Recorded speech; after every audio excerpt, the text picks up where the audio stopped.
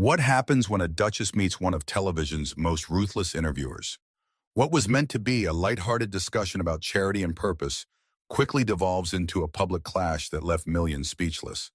How Meghan Markle walked into the real-time studio and was escorted out moments later. Two public figures, two powerful personalities, one stage. As tensions rose, so did the stakes, and neither was willing to back down. What began as conversation became confrontation, and what began as civility became chaos. Let's dive in. The stage was set for another Friday night taping of Real Time with Bill Maher. The studio buzzed with excitement. Fans settled into their seats, the overhead lights glowed softly, and producers gave last-minute cues into their earpieces. Bill, as always, stood just off stage, arms crossed, grinning like a cat who already saw the mouse coming. The guest list that night was ambitious. A policy wonk, a conservative columnist, and closing out the evening, Meghan Markle herself. Booked to discuss her ongoing advocacy work, a new podcast series, and her thoughts on social media culture, the Duchess of Sussex seemed poised and serene backstage. She wore an elegant black pantsuit, accented with gold jewelry and a soft wave in her hair. Her smile in the mirror was perfect, polished. At exactly 8 o'clock, the cameras rolled. The opening monologue finished, laughs came on cue, and Bill leaned into the camera. "And now," he said, "please welcome Meghan Markle." The audience erupted into applause as Meghan emerged, all grace and poise, her practiced smile in place. She waved demurely and shook Bill's hand before seating herself across from him at his iconic desk. "Meghan," Bill began warmly, "it's really something to have royalty here in the studio. Tell me, how's life outside the castle?" She chuckled softly. "Well, Bill, I wouldn't exactly call it a castle, but life is busy, purposeful." Bill smirked faintly but moved on. "So let's talk about that purpose. You've left the UK, you've left the royal family, but you're still in the headlines more than ever. Netflix, Spotify, interviews, books. Do you miss palace life, or is this the life you've always wanted?" Her smile stiffened just slightly. "I think it's important to move forward," she replied coolly. "Harry and I have chosen to focus on meaningful work rather than titles." "Sure," Bill nodded, his grin tightening. "But there's quite a difference between giving up titles and stepping into Hollywood contracts. Do you think you traded one spotlight for another?" There was a pause, just a beat too long, before Meghan replied, her tone sweet but sharp. "I think people are entitled to define their lives how they see fit, Bill. Not everyone is satisfied playing by old rules." Bill chuckled faintly. The audience picked up on the tension, sensing that this wouldn't be another scripted vanilla interview. Still, the conversation rolled forward. For now. Bill congratulated her on her charity work and her podcast. Meghan responded in kind, praising authentic dialogue and using your platform for good. But each of Bill's questions began to drift closer to a minefield. "You know," he said, resting his chin on his hand, "a lot of people still wonder, did you really think you could marry into the royal family, change thousands of years of tradition, and not ruffle some feathers? Or was ruffling feathers kind of the point?" This time, Meghan's practiced smile faltered completely. "I didn't marry Harry to ruffle feathers, Bill. I married him because I love him. I think that's something even you can understand." The studio audience chuckled nervously. Bill grinned faintly but pressed on. "And yet," he continued, "here you are, out of the family but still very much in the headlines. Is that really love, or is it branding?" Her cheeks flushed slightly. She tilted her head, fixing him with a look of royal disapproval. "That's a remarkably cynical way to view marriage. But then again," she added with a faint smirk, "I suppose cynicism is your brand." The audience gasped softly, sensing the temperature of the room rising. Bill's smile froze for the first time all night, and with that exchange, the opening cracks of civility gave way to the first tremors of what would become the most infamous interview of his career. The smiles are gone. The crowd is silent.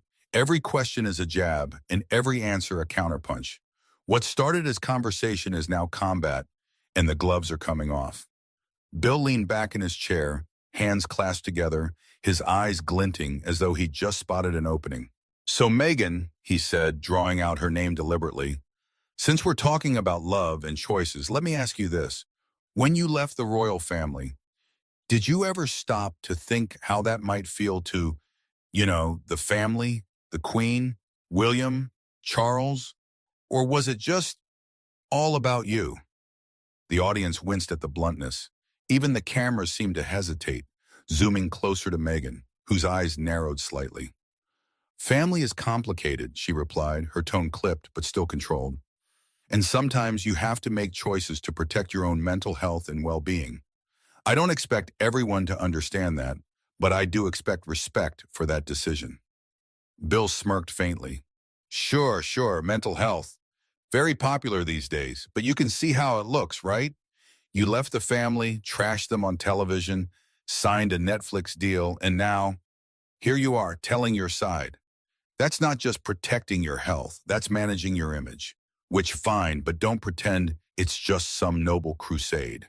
There were audible murmurs from the audience now, some gasps, a few stifled laughs. Meghan crossed her legs and leaned forward slightly. I think it's telling, Bill, that you reduce what I've been through to a crusade or term image management. You don't seem to grasp the human cost of the choices I had to make. Oh, I grasp it, he countered quickly. But you seem to think the human cost was only paid by you. What about Harry's family? What about the British people? Do you think it was fair to paint them all as villains in your little Hollywood saga? Meghan's nostrils flared as her practiced calm started to fracture.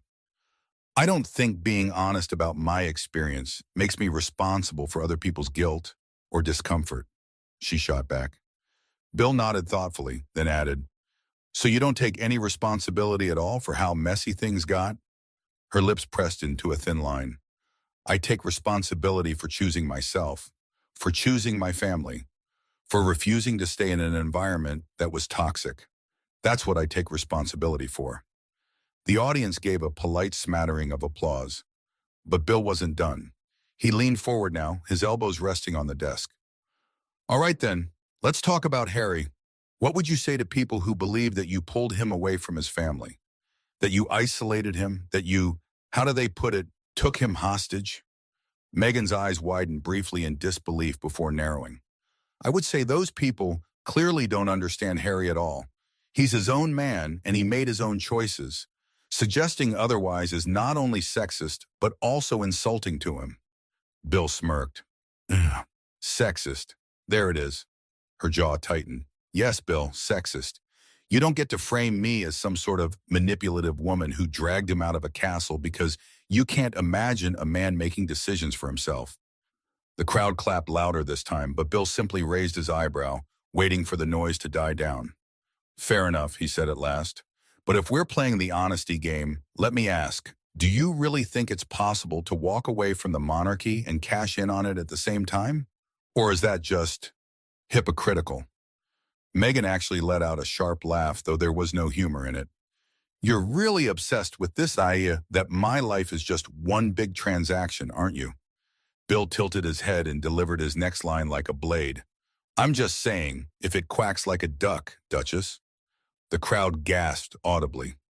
Meghan froze, then flashed a smile so cold it could have frosted the camera lens. And I suppose you'd know all about ducks, Bill. You certainly quack enough. The audience erupted, half in shock, half in cheers, but the tension was electric now. Bill's smirk faltered for a moment before returning in full force. He leaned back in his chair, visibly enjoying the discomfort crackling in the room. Oh, we're just getting started, he murmured, his voice low but carrying through the room. And they were. By now the crowd was split, some visibly rooting for Meghan, others clearly on Bill's side, but everyone leaning in, unable to look away. He asked about royalty. She deflected. He pressed harder. She snapped. Now he's going after her career, and there's no script that can save her. When the spotlight turns brutal, only one of them will walk away with dignity intact. Bill Maher glanced at his cue cards, then tossed them aside with a casual flick of his wrist. All right, Meghan, let's pivot, he said, stretching the tension in the room like a bowstring. We've talked about royalty, duty, and drama, but let's rewind to before you were Her Royal Highness. Meghan's posture straightened slightly. If we must. Oh, we must, Bill replied with a grin. So suits acting, the glamorous world of television. Some folks argue that you were never really a great actress, that your fame exploded not because of your roles, but because of who you married. How do you respond to that? The studio held its breath. The question hit like a slap. Meghan's eyes darkened.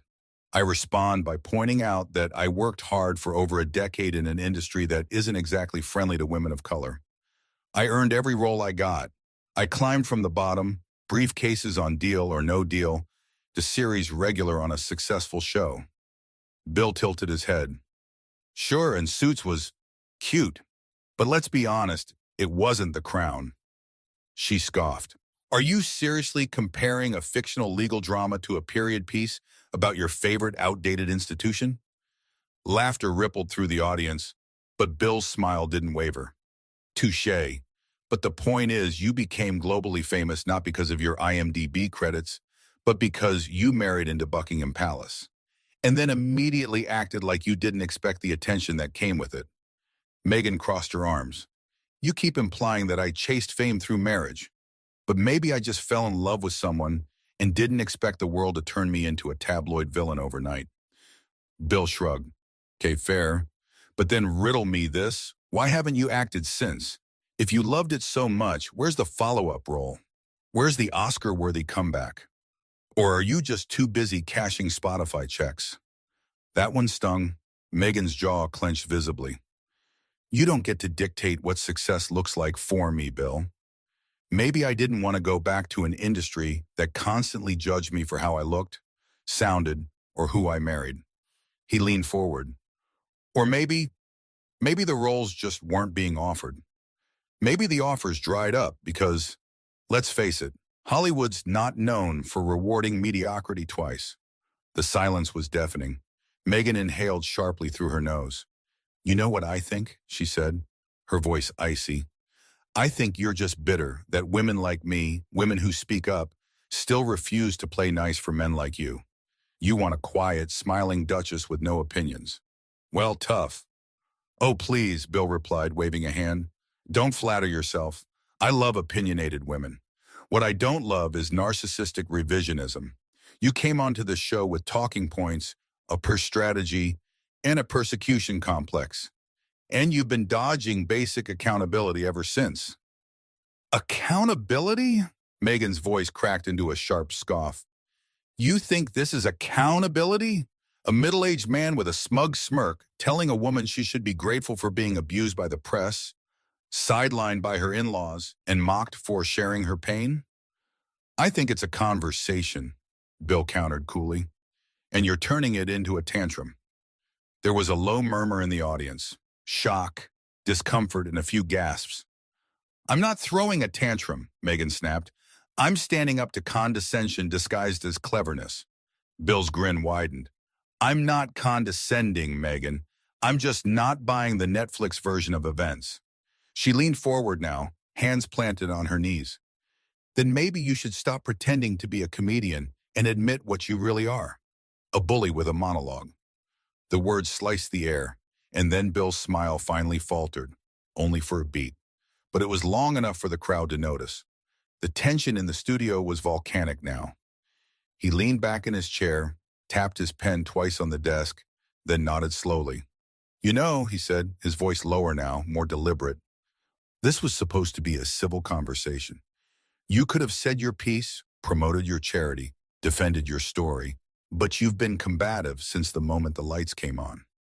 Because your questions weren't questions, Meghan shot back. They were insults with punctuation. And your answers, Bill countered, have been narcissism with a side of victimhood. A pause. Then he stood. The studio gasped. Enough, Bill said flatly. I've hosted this show for over 20 years. I've interviewed presidents, dictators, comedians, actors, philosophers, and I've never asked a guest to leave. Meghan's eyes narrowed. But I'm making an exception tonight, Bill said, turning to the crew. We're done here. Gasps turned to stunned silence. You're kicking me out? Meghan asked, her voice cold with disbelief. Bill looked directly at the camera. To our viewers, I apologize. We'll return after the break with a real conversation.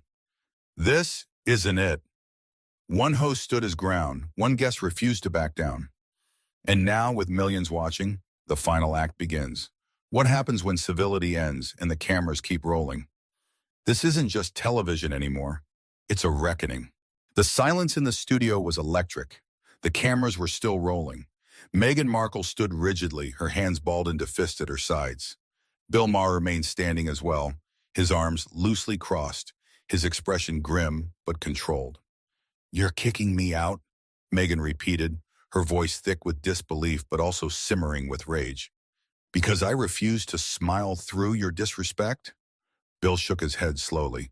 "No, Meghan, I'm asking you to leave because you've made it clear you're not interested in a conversation. You came here for a monologue, and that's not what this show is." Gasps rippled through the audience, and a couple of nervous chuckles escaped from the back rows, quickly dying away in the tension. Meghan let out a sharp laugh, but there was no humor in it. "You really think you can frame this as me being the problem, don't you? Classic. A man invites a woman onto his platform just to tear her apart and then claims she's the one who can't handle it." "I didn't tear you apart," Bill countered, his tone even but harder now. "I asked questions. Questions the public has been asking for years. About the monarchy, about your choices, about your career. And every single time, instead of answering, you lashed out." Meghan took a step closer to the desk, her voice rising.